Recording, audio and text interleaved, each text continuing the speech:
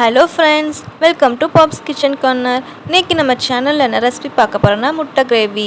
எல்லா டைமுமே ஒரே மாதிரி முட்டை கிரேவி பண்ணாமல் இது போல் ஒரு காட்டி பண்ணி பாருங்கள். டேஸ்ட் அல்டிமேட்டாக இருக்கும். வீட்டில் எல்லாருமே வாங்கி சாப்பிடுவாங்க.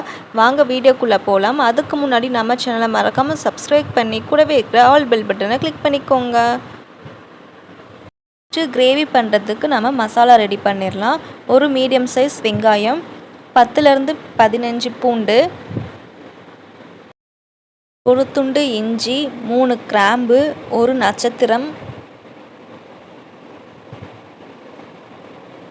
2 ஏலக்காய்,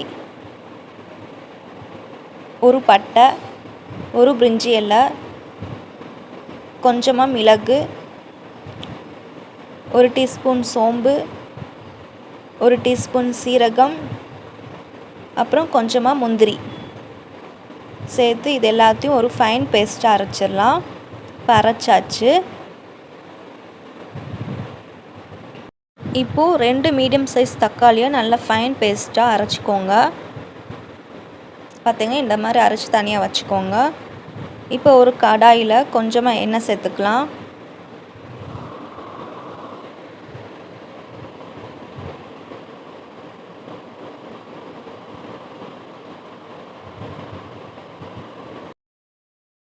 எண்ணெய் நல்லா ஹீட் ஆனதுக்கப்புறம் கொஞ்சமாக சோம்பும் ஒரு துண்டு பட்டை சேர்த்துக்கோங்க. சேர்த்து நல்லா மிக்ஸ் பண்ணிக்கோங்க. இப்போது இது கூடவே நம்ம அரைச்சி வச்ச பேஸ்ட் சேர்த்துக்கலாம்.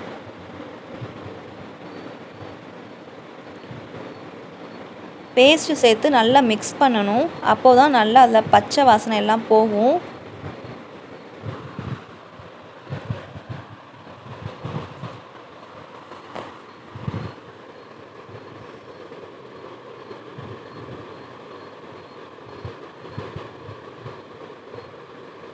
இப்போது இது கூட அரைச்சி வச்ச தக்காளி பேஸ்ட்டை சேர்த்துக்கலாம்.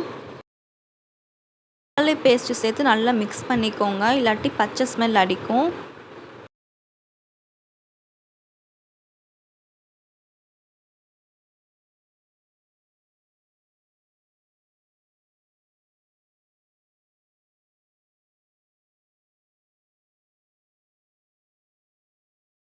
இப்போது மசாலா பவுடர் சேர்த்துக்கலாம்.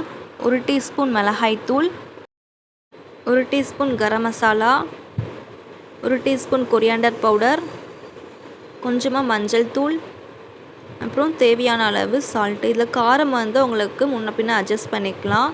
காரம் நல்லா சாப்பிடுவீங்கன்னா மிளகாய்த்தூள் இன்னொரு ஸ்பூன் கூட ஆட் பண்ணிக்கலாம். மசாலா எல்லாத்தையும் சேர்த்து நல்லா மிக்ஸ் பண்ணிக்கலாம்.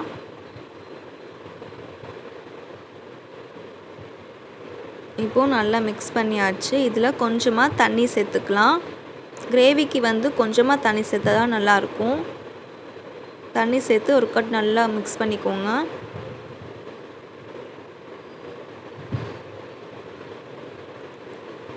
இதில் 1 டீஸ்பூன் கஸ்தூரி மேத்தி சேர்த்துக்கலாம். கஸ்தூரி மேத்தியும் சேர்க்கலாம், இல்லாட்டி கொத்தமல்லி இலையும் சேர்த்துக்கலாம்.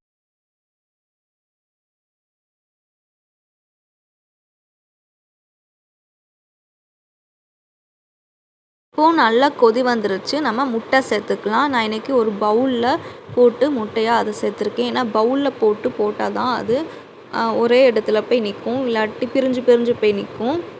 நான் இன்றைக்கி 4 முட்டை சேர்த்துருக்கேன். உங்களுக்கு எவ்வளோ முட்டை தேவையோ அவ்வளோ முட்டை சேர்த்துக்கோங்க.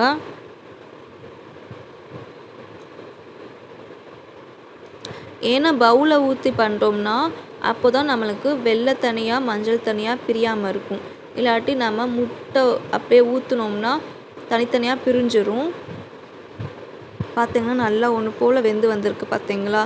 அவ்வளோதான் ஃப்ரெண்ட்ஸ், முட்டை கிரேவி ரெடி.